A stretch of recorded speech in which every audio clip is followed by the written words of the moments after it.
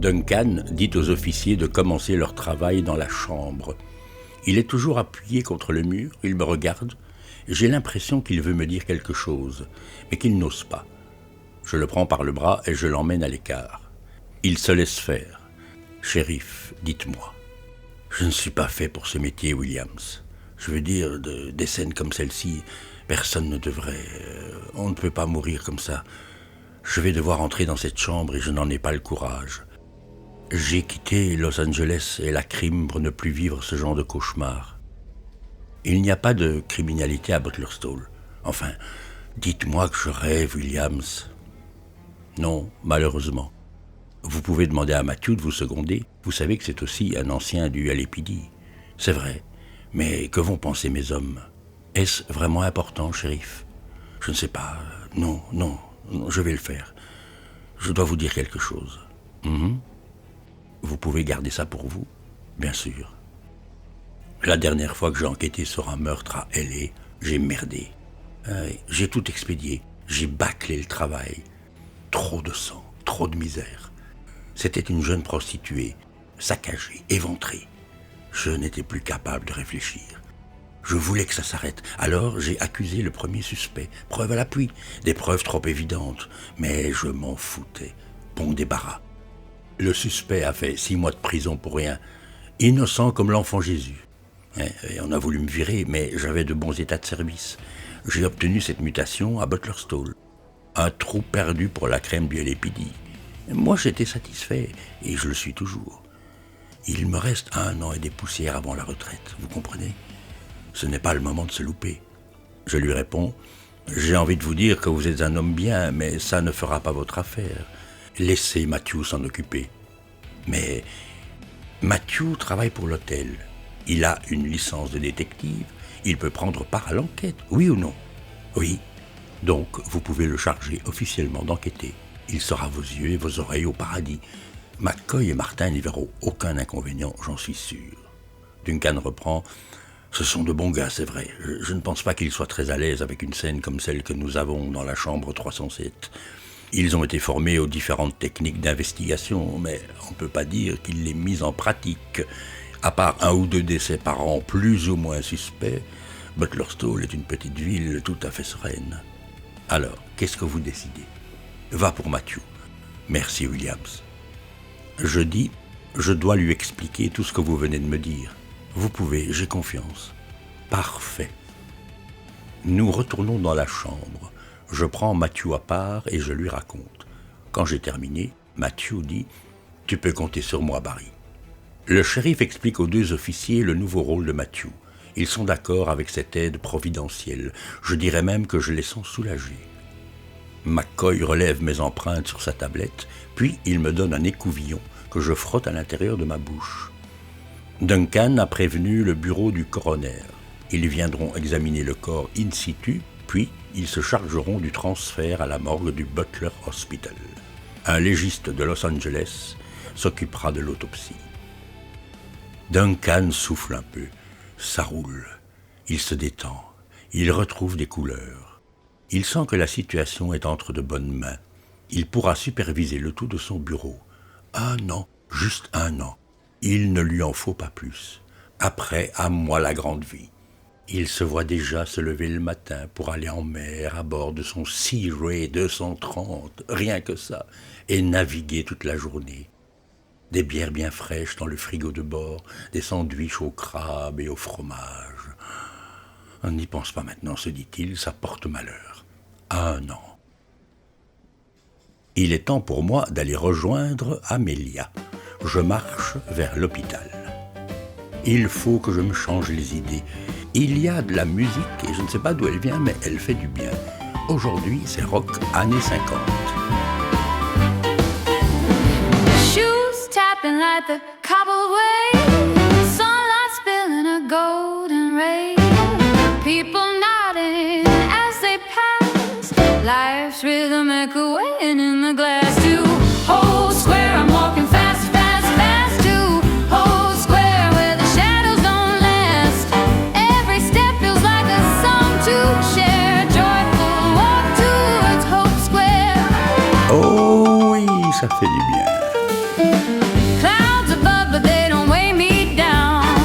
Skipping beats in this old town. Trumpet calls from a street side stand.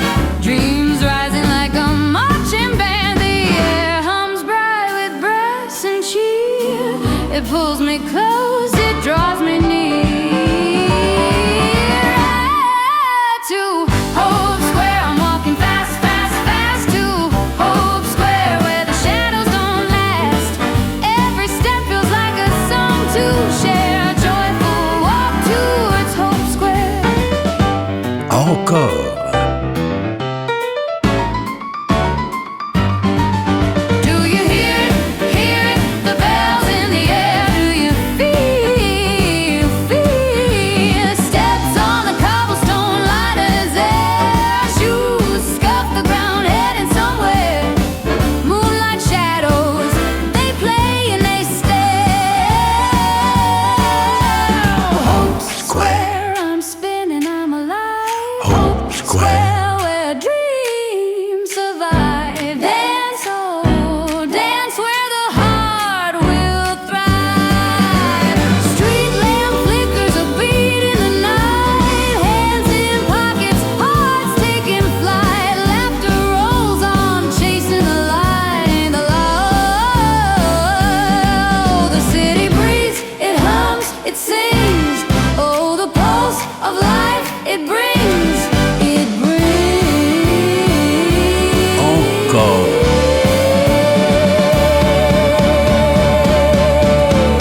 Hope Square, I'm spinning, I'm alive. Hope Square, where dreams survive. Dance, oh, dance where the heart will thrive. Clap of heels on the stones, echo wide. Humming tunes no one can hide. Eyes meet, sparks collide. Bon, Barry, c'est pas tout ça. Il est temps d'accélérer le pas.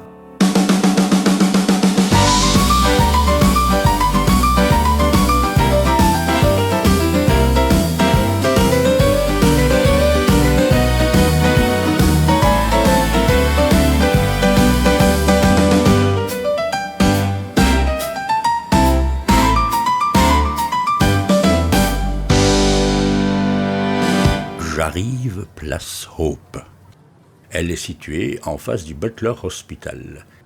Il y a une fontaine et des arbres qui donnent un peu de fraîcheur pendant la journée. Il y a des bancs, des chaises et des tables un peu partout que l'on peut prendre et déplacer comme on veut. Il fait bon vivre et ce n'est pas une vue de l'esprit. Ici, le temps s'est arrêté. Il suffit de regarder autour de soi. Les gens profitent. Nous n'avons pas à nous plaindre. Soleil, plage et apéro à toute heure. Il y a 3 buvettes situées chacune à un coin de la place. Elles vendent des sodas et de l'alcool sous toutes ses formes, ainsi que de la petite restauration. Au 4e coin de la place, il y a le food truck de Milo. J'adore manger chez Milo. Il fait les meilleurs tacos de la ville. Je choisis un banc à l'ombre et j'allume une cigarette. À midi tapante, Amélia sort de l'hôpital. Elle avance vers moi en souriant. Elle est charmante et dégage un je ne sais quoi de confiant et de serein. Amélia donne toujours l'impression qu'elle est prête à affronter toutes les situations. Elle porte un pantalon beige qui lui moule les jambes, un chemisier légèrement transparent qui laisse entrevoir la peau. Oh, de manière subtile. Elle s'assoit à côté d'un baril qui n'a Dieu que pour son décolleté. Amélia sait que j'aime ses seins. À vrai dire, j'aime un peu tout chez elle, excepté son sale caractère, ce qui ne nous empêche pas de bien nous entendre. Amélia est ce qu'on pourrait appeler une femme de tête qui dirige sa vie et son service à l'hôpital sans prendre de raccourcis. La première fois que je suis entré dans son cabinet, il y a une 15aine d'années, pour une bronchite, je n'ai pas réussi à la regarder dans les yeux. Elle a fait comme si de rien n'était. Elle m'a prescrit des antibiotiques pour mon infection. Elle a demandé un scanner. En tant que fumeur, je devrais vous faire payer le double. Au final, je m'en suis remis. Je n'avais pas de taches dans les poumons. J'ai immédiatement cessé de fumer. Immédiatement. Jusqu'au soir. J'ai revu Amélia 2 semaines plus tard pour un contrôle. Alors, m'a-t-elle demandé, vous avez arrêté la cigarette ? J'arrête ce soir, que j'ai répondu sans hésiter. Bien, bien. Et si on se faisait une soirée pour que je vérifie tout ça ? C'est comme ça que tout a commencé. Elle m'a invité chez elle, elle avait commandé des tacos à la dinde.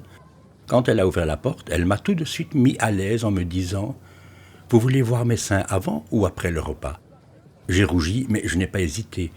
Avant et après aussi. Pas pendant, parce que je ne pourrais rien avaler. Amélia m'a tiré à l'intérieur et m'a poussé dans un fauteuil. Ensuite, elle s'est mise à califourchon sur moi. « J'ai envie que tu les touches. » J'ai lentement défait les boutons de son chemisier. Elle s'est cambrée. Ses seins étaient lourds et magnifiques. Je les ai pris en main. Ils étaient doux. Je n'ai pas pu me retenir. Je les ai embrassés. Elle a poussé un petit cri. Je voulais continuer à profiter de ce moment. Je n'avais pas envie de faire l'amour tout de suite. Sa poitrine me suffisait. Heureusement, comme si elle avait lu dans mes pensées, Amélia a dit « Tu veux te masturber avec mes seins ?»« Oui. » Elle s'est relevée le temps que je descende mon pantalon, puis elle s'est remise sur moi. « Vas-y, je veux voir ton désir. Je veux te regarder. Ça m'excite. Ensuite, ce sera à mon tour. Je veux que tu jouisses sur mes seins. Ça te va ? » « Oui. » Qu'est-ce que je pouvais dire d'autre ? Nous avons fait connaissance en faisant l'amour. C'était la première fois que je vivais une relation sans lendemain, avec autant de simplicité. C'était comme si nous nous étions toujours connus. Ça coulait de source. On a fait l'amour dans le fauteuil, puis on a un peu mangé et on a continué sur la table. On ne pouvait plus s'arrêter. Finalement, nous nous sommes calmés sur le coup de 3 heures du matin. Amélia a enfilé une petite tenue. Elle m'a dit que je ne pouvais pas rester dormir. J'étais d'accord. Mais pourquoi avoir mis cette tenue ? Transparente à souhait. Je n'avais pas du tout envie de partir. Je n'étais pas rassasié. Ah, ces seins m'ont accompagné pendant ma marche jusqu'au paradis. Pas moyen de m'en débarrasser. Quand je suis arrivé à l'hôtel, je me suis rendu compte que je n'avais pas fumé une seule cigarette ces dernières heures. Ah, les femmes! Je me suis couché, j'ai fermé les yeux et je me suis refait le film de la soirée en boucle. Je crois que j'ai souri toute la nuit. Le lendemain, le paradis a retrouvé un directeur des problèmes, heureux et bien sous tout rapport. Un directeur qui ne dévoilait rien de son ancienne vie ni des fantasmes qu'il vivait avec Amelia Baker, la pneumologue reconnue et admirée du Butler Hospital. Maintenant, place Hope, Amelia pose une main sur ma jambe et me demande si je veux manger quelque chose. Enfin, quand tu auras arrêté de regarder mes seins. Et aussi, jette-moi cette cigarette. Ce n'est pas possible. Vous, les fumeurs, vous ne vous rendez pas compte. Un cancer des poumons est une vraie merde. Je ne souhaite pas à mon pire ennemi, et encore moins à toi, de mourir en perdant peu à peu la capacité de respirer. Ce qui est tout de même une des joies de la vie, Barry. Si tu ne peux pas faire un effort pour toi, fais-le au moins pour mes seins. Je me penche et pose un baiser sur ses lèvres. Tu as raison. Tu pues. Je vais sérieusement y réfléchir. Alors voilà ce que je te propose. Je ne fume pas quand on se voit. Ça me va. J'éteins ma cigarette. On va chez Milo ? D'accord, que je réponds. Nous commandons des tacos et 2 jus de fruits au food truck de Milo. Le service est rapide comme toujours et nous nous installons à une des 3 tables qui lui appartiennent. Il fait chaud, il n'y a pas d'air. Nous mangeons en silence en nous regardant. Je laisse passer quelques bouchées, puis je lui demande « Tu voulais me parler de quelque chose ?»« Oui, il n'y a pas 1000 façons de le dire. Alors voilà, j'ai compris. Tu veux « J'aimerais que nous ayons une relation plus sérieuse. »« Ah, tu ne t'attendais pas à ça ?»« Pas vraiment. »« Et écoute, je ne sais pas, tu me prends de court, comment... »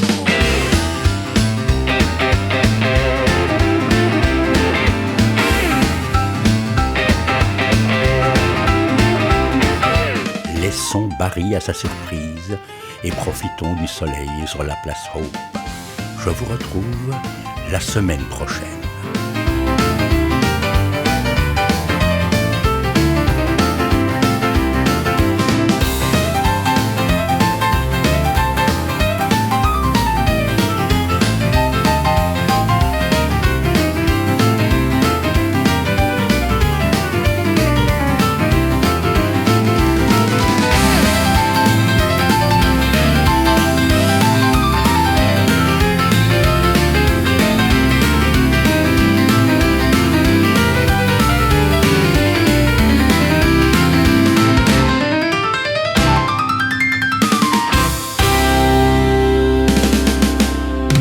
Je sais que ça ne va pas plaire à Amélia. Je n'ai pas envie d'une relation plus sérieuse. J'aime ma liberté. Ça fait 15 ans que nous naviguons en faisant des bords sans jamais accoster et ça me convient. Je ne veux pas que ça change. Alors je m'étais promis de ne pas lui en parler. Ce qui se passe au paradis reste au paradis. Mais je vais lui raconter les événements de la matinée. Ça me permettra d'esquiver sa question. Tu es lâche, Barry. Je sais, je ne veux pas affronter Amélia aujourd'hui. Je prends quelques secondes pour tourner ma langue dans tous les sens. Puis, Amélia. Oui, voilà. Il y a eu un meurtre cette nuit au paradis. Quoi? Oui, je ne voulais pas t'en parler. Ce qui se passe au paradis reste au paradis, interrompt Amélia. Je sais, tout de même, un meurtre. Tu n'as pas une meilleure excuse que celle-là. Malheureusement, c'est la vérité. Elle fronce les sourcils, comme si l'idée d'un tel événement avait du mal à se frayer un chemin. Puis, elle se penche vers moi et dit « Tu es sérieux ?» Oui, et je lui raconte dans les grandes lignes. Quand j'ai terminé, Amélia est choquée. Elle prend quelques instants, puis dit « Tu pouvais annuler notre rendez-vous. Qu'est-ce que tu vas faire ?»« Oh, plus rien. C'est maintenant au tour de la police de s'en charger avec l'aide de Matthew. Je lui ai demandé d'enquêter au nom de l'hôtel. » C'est une bonne idée. Et ça convient au shérif Duncan. Eh bien, quelle histoire! Tu ne veux pas retourner au paradis, je comprendrais. Non, je suis bien ici. Notre relation est importante pour moi. Mais qu'est-ce qui te prend, Barry? Tu te remets tout seul dans la panade en fusion. Oui, eh bien, à ce propos, qu'est-ce que tu penses de ce que je t'ai dit? J'ai vraiment envie de faire évoluer notre couple. Et voilà, qu'est-ce que je t'avais dit? Amélia, je dois être franc avec toi. Je ne me vois pas dans une relation sérieuse. J'ai ma vie au paradis, une vie tout entière tournée vers les clients. Je n'ai que très peu de temps pour moi, pour nous. Les moments que nous passons ensemble sont magnifiques. J'aime ces moments, ô combien, mais ça ne peut pas être plus. Tu es en train de me dire que tirer ton coup de temps en temps, ça te suffit, c'est ça. Je suis ta poule de luxe. Tu n'es pas juste, Amélia. Je ne suis pas seul dans cette relation. Tu étais d'accord avec notre mode de vie. Enfin, c'est ce que je croyais. Amélia répond « Je sais, tu as raison, je ne vais pas le nier. Seulement voilà, j'ai 50 ans et je me pose tout un tas de questions. J'aime notre libertinage, mais je sens que j'ai besoin de stabilité. Barry, je ne te cache pas que j'ai peur de la solitude. J'ai envie de construire une vie à deux, avec toi. Je me verrais bien vieillir à tes côtés. Oh, on pourrait se soutenir. Nous habiterions chez moi, ce n'est qu'à 10 minutes à pied du paradis. Je trouve que la vie est facile avec toi. » Je l'interromps. La vie est facile 1 ou 2 fois par semaine pendant quelques heures. Et encore, quand tu ne dois pas ressortir pour une urgence à l'hôpital ou que moi, je sois rappelé par mes devoirs au paradis. C'est pour ça que ça marche bien entre nous. Nous sommes suffisamment adultes pour surmonter les difficultés, non? Nous n'avons aucune responsabilité l'un envers l'autre. Tu ne trouves pas que ce serait plus riche pour nous de passer à l'étape suivante? Après 15 ans de passion sexuelle en coup de vent, on le mérite. Et puis, je crois qu'on s'aime. Amélia m'interroge du regard. Oui, d'une certaine façon, on s'aime. Une certaine façon? Et est-ce que cette façon supporterait la vie de couple, ou bien cette façon est trop frileuse pour tenter le coup? Je ne peux pas lui mentir, même si en ce moment je vois une goutte de sueur dégouliner vers son décolleté, ce qui me donne des idées. Je serais capable de faire des promesses impossibles. Ce que l'homme est faible. Je bois une gorgée de mon jus et...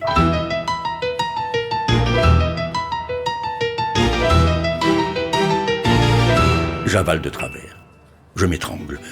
J'essaye de rester digne, mais je finis plié en deux. Amélia se lève et vient me taper dans le dos. Elle dit que je fume trop. Arrête avec ça. Tu n'as que ce mot à la bouche pendant que moi je m'étouffe. Je n'arrive plus à parler. Je manque d'air. Je fais signe à Milo pour avoir de l'eau.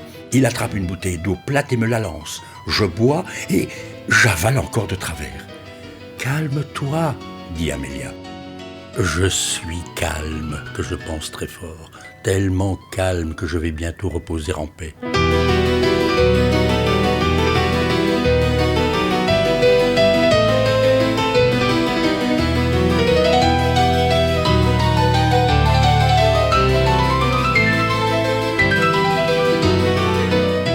Finalement, je remets les choses dans le bon ordre. Le liquide dans ce trou-là, la respiration dans celui-là. Amélia se rassoit, elle écarte ses bras et fait le signe débile de la zénitude. Calme, trouve la paix en toi.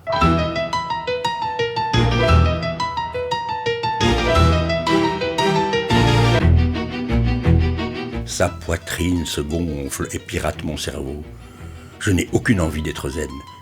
Milo me demande si ça va mieux, je fais oui de la tête et je lui indique par un signe que je ne peux pas encore parler. Il lève un pouce et me dit que si je veux une deuxième bouteille d'eau, c'est la maison qui régale. On prend soin de nos clients. Merci Milo, t'inquiète, ce ne sont pas tes tacos.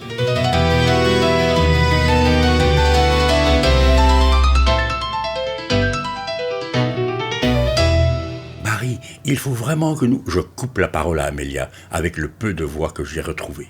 Je ne peux pas.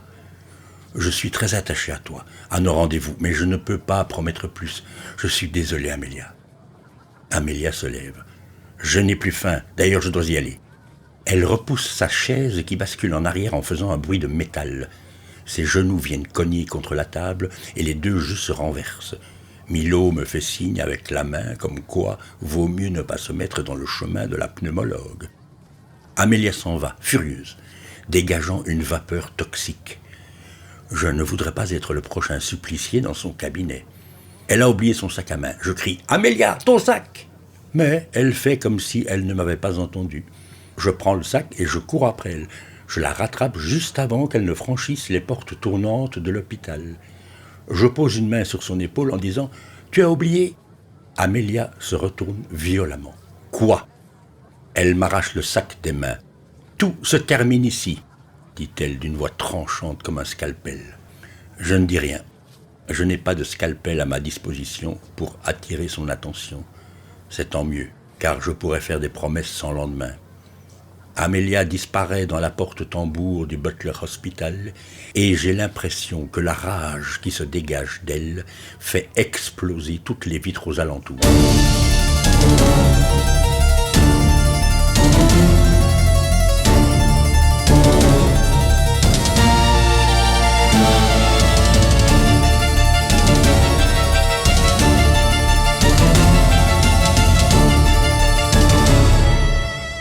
Je retourne auprès de Milo.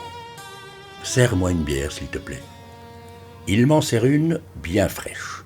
« Des problèmes avec Amélia ?»« Oui, je crois que nous sommes en fin de parcours. » Je lui résume. Milo nous connaît depuis longtemps, c'est devenu un ami. Il se racle la gorge, puis me dit « Si je peux te donner un conseil, Barry, laisse tomber pour le moment. Elle est à cran, ça se voit. Ça ne lui ressemble pas de demander. » Amélia est plutôt du genre à exiger. Elle s'est mise à nu. C'est la première fois depuis que je la connais que je la vois fragile. Tu as raison, Milo. Elle a baissé sa garde pour t'avouer qu'elle avait plus besoin de toi que toi d'elle. Ce n'est pas facile. Bon, ce n'est pas tout ça, il faut que je me remette au travail. Mais je te le dis, Barry, laisse passer un peu de temps. Je connais Amélia, elle va se calmer. Je parie qu'elle va te rappeler cet après-midi en s'excusant. J'en doute fort, mais bon, faisons comme si. Ce serait bien, ce serait nouveau. Quand Amélia se met en ordre de reproche, on en a pour quelques jours.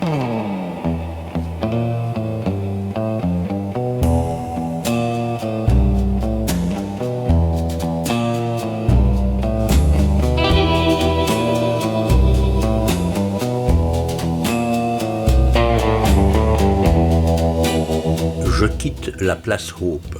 Il y a des éclats de verre tout le long du chemin de retour. Je dois bien avouer que j'ai un vague à l'âme qui me donne le mal de mer, ce qui est assez rare chez moi. Je suis plutôt du genre positif, quoi qu'il arrive. Mais là, qu'est-ce que c'est que cette matinée ? Madame Ballard qui se fait souiller puis égorger, et Amélia, oui, C'est surtout Amélia qui me touche, et je n'ai aucun moyen de la rassurer. Je ne peux pas mentir par compassion.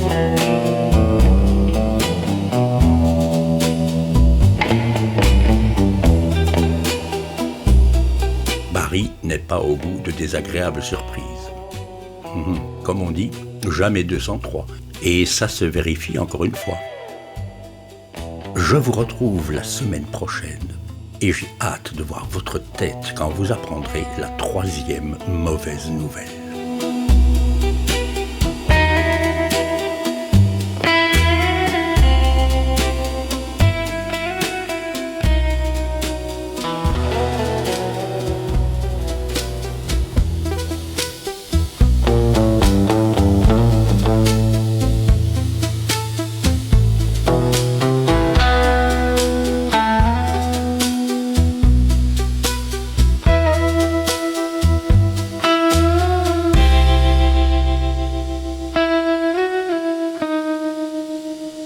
En arrivant à l'hôtel, je vois Duke Crown assis sur les marches devant l'entrée principale.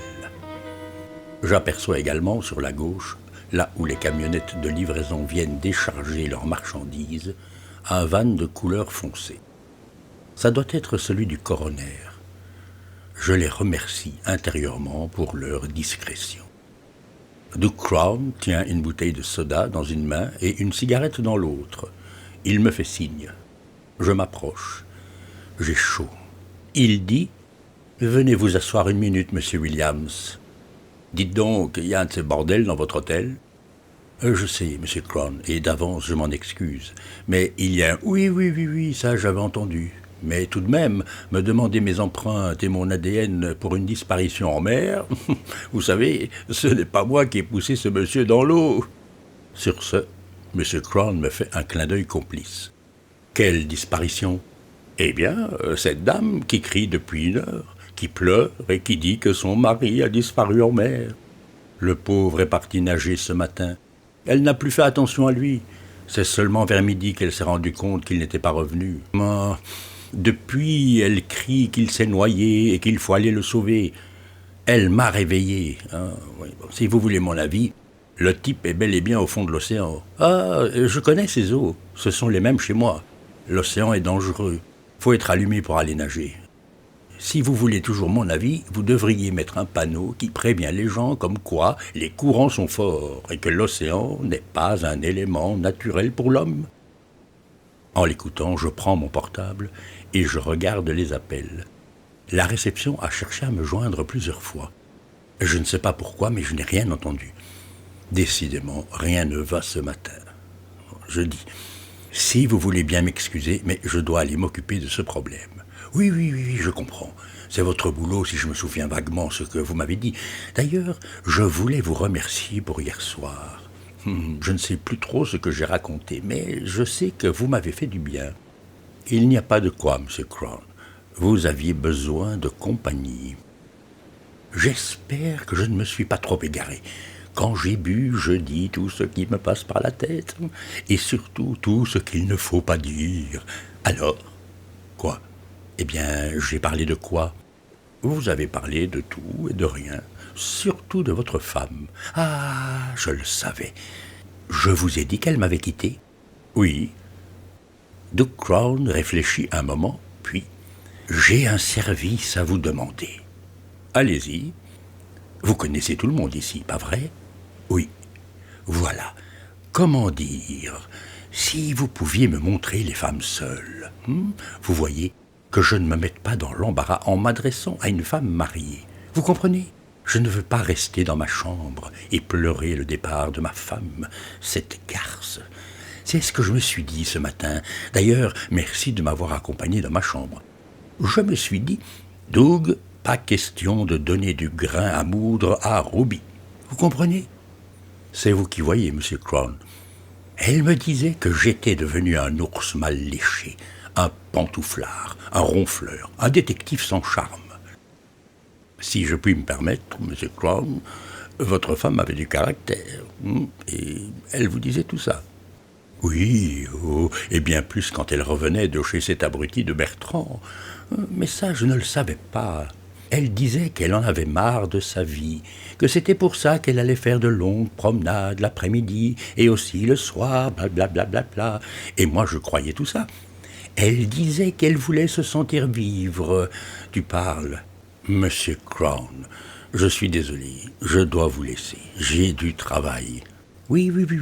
Et moi, je me mettais en quatre pour essayer de lui remettre de la lumière. C'est pour ça les vacances. Ça m'a coûté un pont, hein. 15 jours au paradis. Même ça, elle n'en voulait plus. Non. Elle m'a dit que rien ne pouvait remplacer l'amour. Et de l'amour, elle n'en avait plus pour moi. Son paradis à elle, c'était ce crétin d'ancien collègue. Qu'est-ce que je pouvais faire? La laisser avec Bertrand?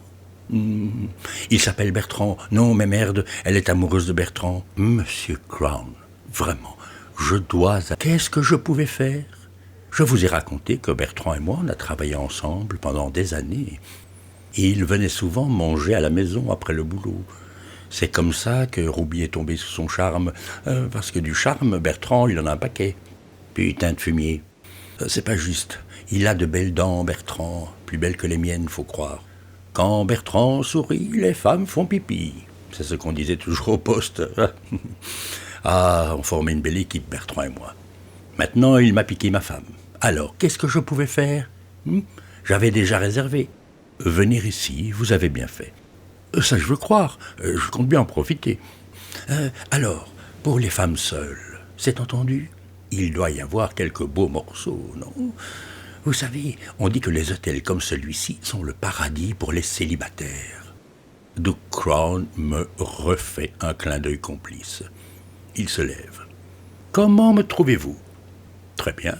Oui, évidemment, vous n'allez pas me dire le contraire. Il remonte le bas de son pantalon. Regardez, vous avez vu cette peau blanche?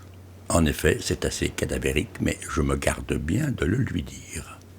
À votre avis, on peut séduire une femme avec des jambes pareilles?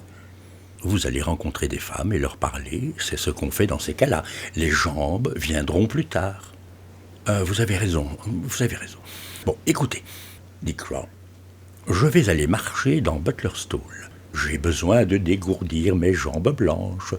Et je reviendrai vers vous, d'accord? Excellent, rien de tel que la marche.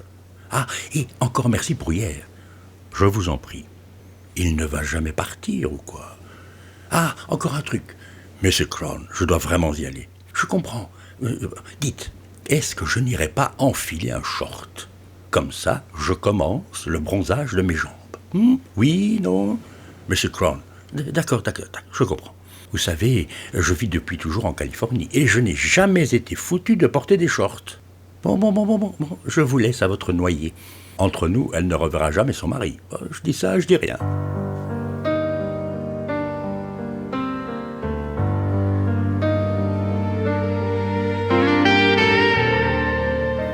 Duke Crown s'en va enfin.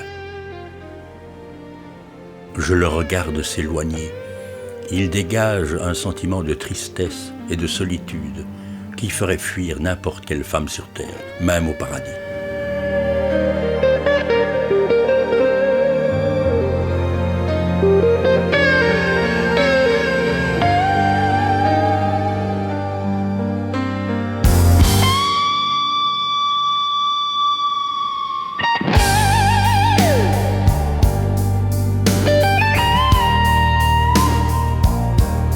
Je rentre dans l'hôtel et je demande à Adrien de m'expliquer. C'est M. Bennett qui a disparu. Sa femme est arrivée ici sur le coup de midi en criant que son mari s'était noyé et qu'il fallait faire quelque chose. J'ai essayé de vous appeler, mais vous n'avez pas décroché. Oui, désolé, je n'ai pas entendu. Alors, comme le shérif était toujours là, je lui ai demandé de s'en occuper, mais il avait l'air bizarre. Il semblait complètement perdu. Il a dit qu'il avait déjà assez à gérer avec la chambre 307 et que ça regardait les gardes-côtes. Finalement, c'est Matthew qui a pris les choses en main. Il a appelé le 911. Ils sont arrivés directement par la plage. Matthew vous attend là-bas, avec Madame Bennett. Merci Adrien, tu as fait ce qu'il fallait. J'ai vu le van du coroner. Oui, ils sont là-haut avec le shérif. J'ai également mis à disposition de la police la salle de bal. Ils vont interroger tout le monde et prendre les empreintes et les ADN d'après ce que j'ai compris. Beau travail Adrien. Il rajoute... Monsieur Crown a rempli sa fiche et l'agent McCoy en a profité pour lui demander de le suivre dans la salle de bal. Je vous dis tout de suite, il n'avait pas l'air content. Je veux dire, Monsieur Crown. Ça va, je l'ai vu en arrivant. Je vais aller retrouver Matthew. Si le shérif me demande, tu sais où je suis, tu m'appelles. Cette fois, je décrocherai. Je traverse le hall de réception. En passant, je caresse les statues des dauphins. Ça porte bonheur et j'en ai besoin. Je descends le grand escalier qui mène à la piscine. Il y a peu de monde. C'est l'heure de la sieste. Lily et une amie sont allongées sur des transats.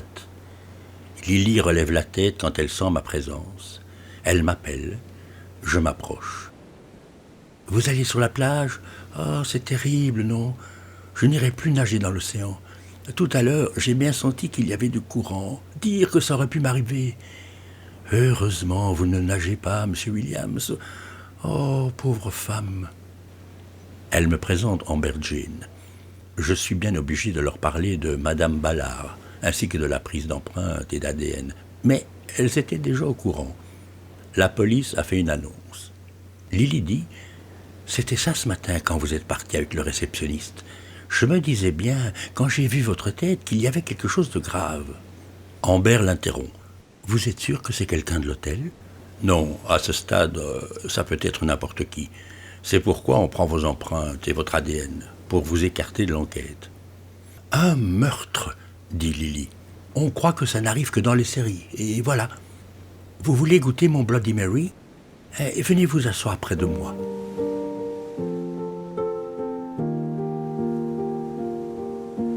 Lily spends some time by the pool, pretends that she doesn't mind being used. Lily me laisse une toute petite place sur son transat. Je ne devrais pas, mais j'ai envie de rester un peu. Et Lily tourne le verre de telle sorte que son rouge à lèvres se retrouve juste devant ma bouche. Je prends son verre. Je pose mes lèvres. C'est bon. Je ferme les yeux un instant. Juste de quoi ne pas partager ce moment. Je le veux rien qu'à moi. Je goûte son rouge à lèvres.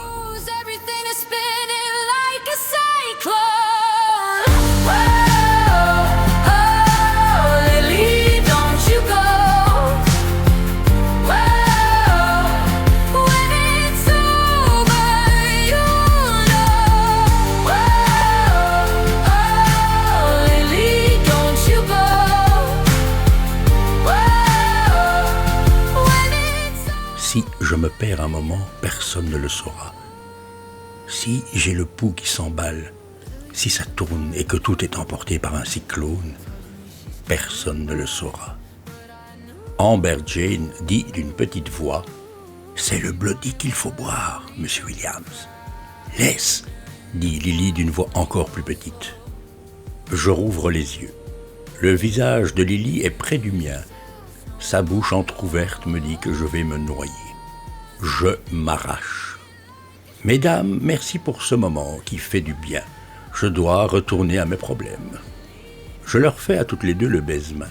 J'ai souvent utilisé ce geste pour me sortir d'un embarras ou pour charmer, tout simplement, tant il est désuet et surprend à chaque fois.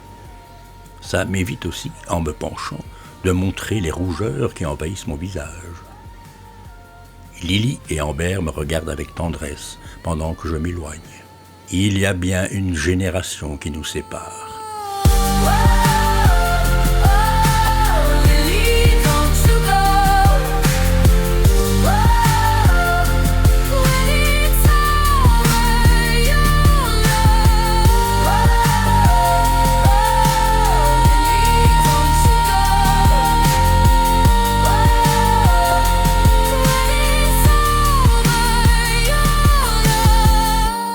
Que je ne suis plus visible par les deux jeunes femmes, je m'arrête et allume une cigarette. J'inspire profondément. La fumée me calme. Je ne veux penser à rien, surtout pas à Lily. J'essaye de faire le vide, et je crois que ça marche. Mais...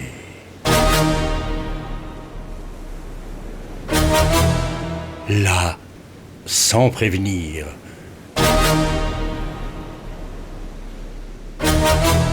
Dressée sur un rocher sortant des flots, Amélia est devant moi. Seulement vêtue de quelques algues, la poitrine lourdement dressée, dégoulinante de fureur, elle pointe vers moi un doigt accusateur.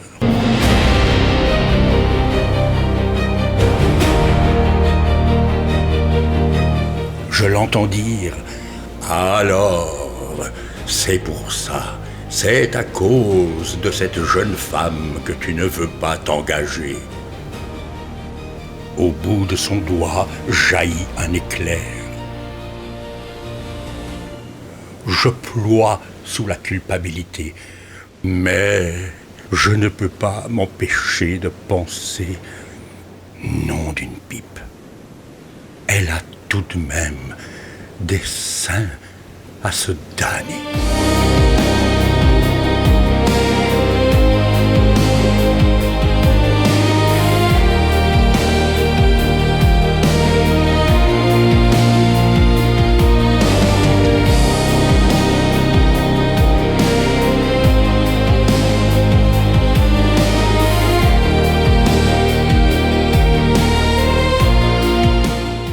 Je vous retrouve la semaine prochaine.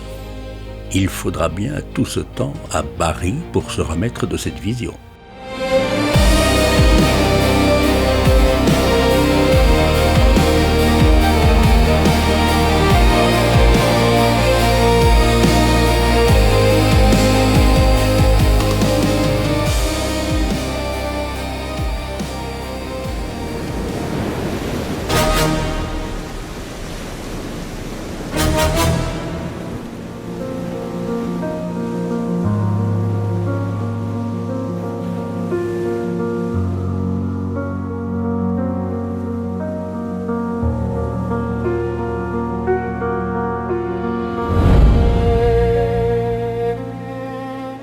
Quelques secondes plus tard, tout a disparu. J'ai trop d'imagination. Je culpabilise. Pas besoin d'en faire tout un cinéma, ni de le mettre en scène. Tu es en train de tomber amoureux de Lily, c'est tout. Tu tiens à Amélia, je te l'accorde, mais avoue que sa demande t'arrange bien. Sois honnête. Je suis honnête. Alors, dis-le. Oui, c'est vrai, ça m'arrange. Voilà, tu es content ? Moi, ta conscience, je suis content, Barry.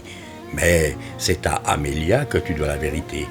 Je sais, tout ça va trop vite.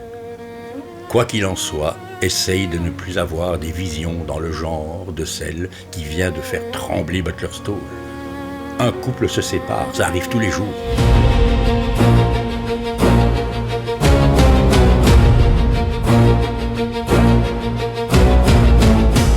Bon, ça suffit, il est grand temps de rejoindre Matthew.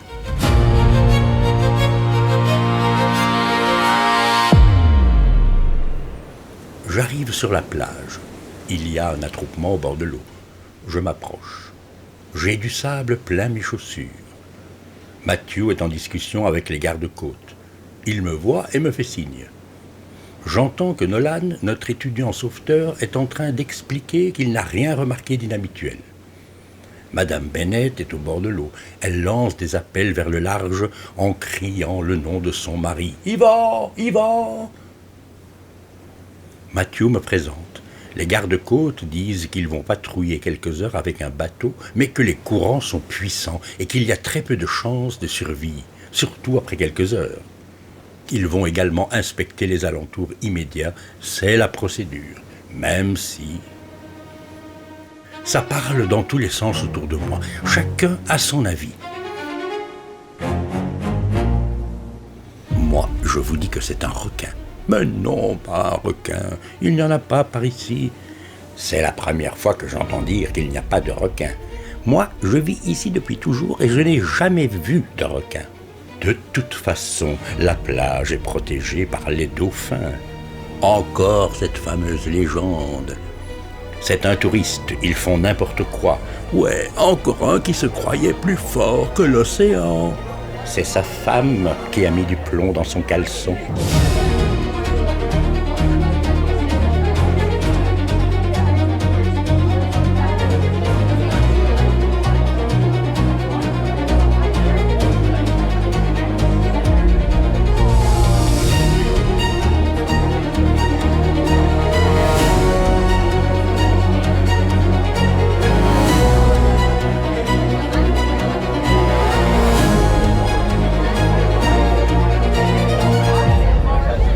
Je les laisse réinventer la tragédie et je vais retrouver Madame Bennet.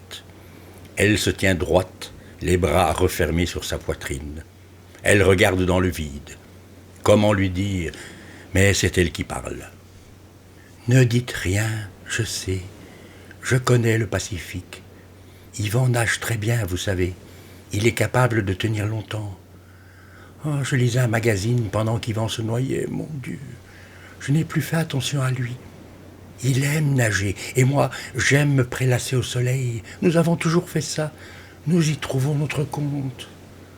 Mon mari aime s'entretenir, il fait ça pour moi. J'aime les hommes musclés, et moi, je suis bronzé comme il aime. Oh non, de quoi parlons-nous? Laissez-moi. Madame Bennet se détourne. J'ai un sentiment étrange en la voyant. Je ne sais pas. Mon instinct me dit qu'elle n'est pas tout à fait sincère. Matthew me rejoint. Nous nous éloignons un peu. Il dit « Il faut que je retourne dans la chambre de Madame Ballard. Duncan vient de m'appeler. Ils ont terminé. Le coroner vient d'emmener le corps. Tu veux que je vienne, même si je n'ai aucune envie de retourner dans cette chambre? Non, non, reste ici. Je m'occupe de tout. Toi, ton boulot, c'est le bien-être des clients.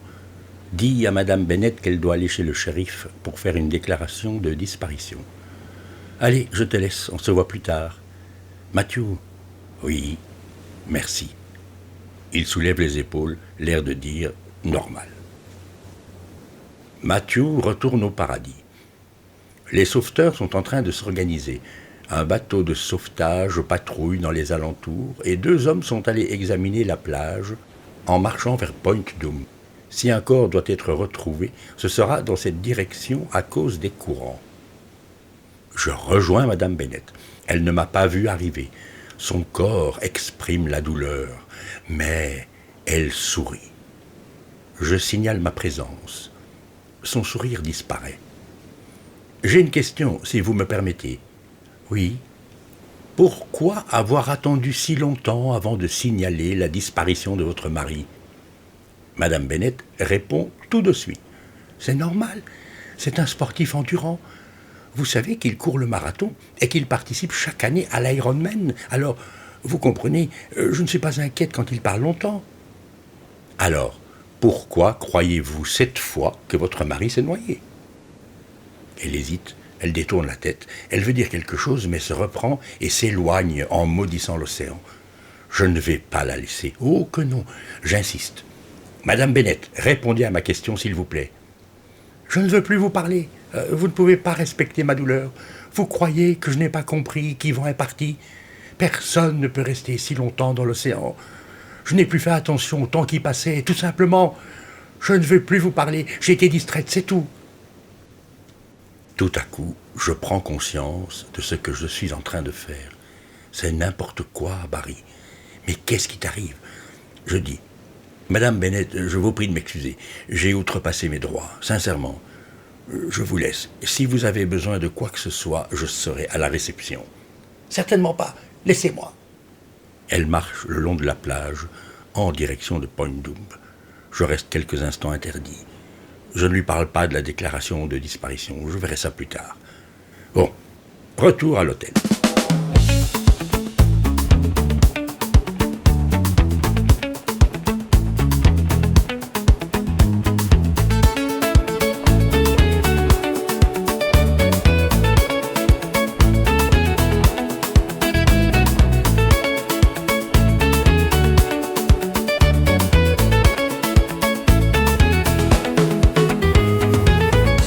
J'arrive au bord de la piscine. Lily et Amber ne sont plus là. J'ai presque envie de dire tant mieux, mais je sais que j'aurais bien voulu m'asseoir encore un peu près d'elle. J'aurais voulu l'écouter, me raconter n'importe quoi avec sa douce voix et la regarder se mordre la lèvre inférieure quand elle hésite. J'aurais voulu... Oui, on sait ce que tu aurais voulu, dit ma conscience, cette gardienne insupportable qui se mêle de tout.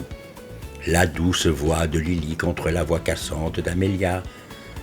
Mais bon, je retourne à la réception et je dis à Adrien, je vais m'installer sur la terrasse. Si on me cherche, tu sais où je suis. Pas de problème, monsieur Williams. Je passe par le bar intérieur et je vais me servir un lemon auquel je rajoute une petite rasade de bourbon. Puis je vais m'installer sur la terrasse, en face de la piscine, dans la zone fumeur. Le soleil tape fort, mais ça va, j'en ai besoin. Je reste quelques minutes sans bouger, sans rien faire, même pas allumer une cigarette. Les clients commencent à arriver après leur sieste. Ils se dirigent tous vers le bar de Pedro. Ils vont commander des cafés et des sodas, mais je sais qu'ils passeront très vite au rosé frais, au gin tonic et à la vodka coca. La musique est entraînante. Je sirote mon lemon bourbon. Les clients sont heureux et un peu rouges. Certains sont même brûlés. Je ne voudrais pas être dans leur peau ce soir au moment de se coucher.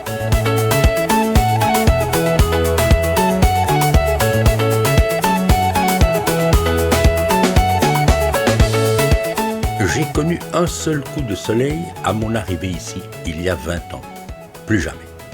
Je venais d'arriver d'Europe. C'est Dirk Vanderbilt, directeur de cet hôtel et ami, qui m'avait engagé. Je ne devais commencer à travailler que le lendemain et j'avais passé toute la journée au bord de la piscine, en maillot, cigarette dans une main et bourbon dans l'autre. Tellement heureux de la nouvelle vie qui s'offrait à moi et tellement insouciant face à la malice du soleil. Il a pris ma peau et l'a brûlée en la caressant doucement, dans le sens qu'il fallait pour que je sois idiot au point de finir comme un homard. Quand j'ai rejoint ma chambre, sur le coup de 2 heures du matin, j'étais en transe. D'une part parce que j'avais trop bu, et d'autre part parce que je commençais à ressentir les brûlures. Je me suis déshabillé et je me suis mis devant le miroir. Un mutant. Voilà ce que j'étais devenu. Cramoisi sur tout le corps, avec une marque blanche à la place du maillot. J'étais ridicule. Et même s'il ne tue pas, cette nuit-là, j'ai bien cru que j'allais y rester. Je n'ai pas pu m'allonger, ni même m'asseoir. Je devais rester debout pour que ma peau n'entre pas en contact avec quelque chose. J'ai pris une première douche tiède, mais rien n'y a fait. Je restais brûlant. J'ai laissé couler l'eau pendant 20 bonnes minutes. Puis, je suis sorti sur la terrasse et j'ai attendu en regardant l'océan, en me disant que l'attrait du soleil était une foutue inclinaison humaine. Le mal persistait, alors j'ai appelé la réception pour demander s'il n'avait pas un remède contre les coups de soleil. On m'a répondu qu'il fallait mettre une crème hydratante, qu'il fallait prendre une douche, qu'il fallait se mettre à l'ombre. Merci, pour ça, pas de danger, il était 2 heures du matin. Prendre de l'aspirine, prendre son mal en patience, cesser d'être con et réfléchir avant de vouloir avoir une peau à la mode. Il n'a pas dit con, mais presque. Boire beaucoup d'eau, ah oui, ne pas gratter les cloques. Merci, vous n'auriez pas de l'aspirine en rayon? J'arrive tout de suite. Je vois que vous appelez de la suite 509. Vous êtes un invité de M. Williams. C'est une drôle de coïncidence. Il est justement notre nouveau directeur des problèmes. Mais ne le dérangez pas. Oh, je suppose qu'il dort. Il commence demain. Bon, j'arrive. Vous n'auriez pas aussi une crème hydratante, tant qu'à venir jusqu'ici? Et c'est bien parce que vous êtes un invité de Williams. Non, je suis Williams. C'est moi qui me suis carbonisé comme un con. Oh, pardon, je ne vous avais pas reconnu. Faites au plus vite, ça brûle. Voilà comment s'est passé mon premier jour. J'ai fait la connaissance du soleil et de sa perversité. Abandonne-toi à mes caresses, profite de mes câlins. Tu en as bien besoin, toi qui viens d'un pays où je n'ai pratiquement pas élu domicile.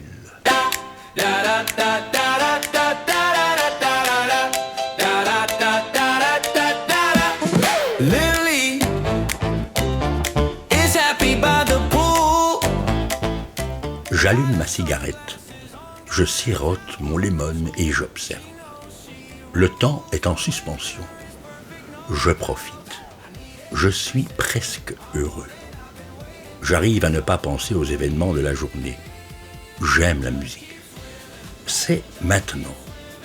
J'ai une bague en or que je porte à la main droite sur laquelle est inscrit Carpe Diem.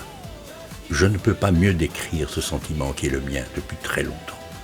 Prends le jour, profite. Hier est mort et demain, ma foi, c'est dans longtemps. Peut-être même que demain n'existera pas. Regarde Madame Ballard et Monsieur Bennett. Alors, on fait quoi dans ce cas-là? Je vous le demande. On profite de maintenant.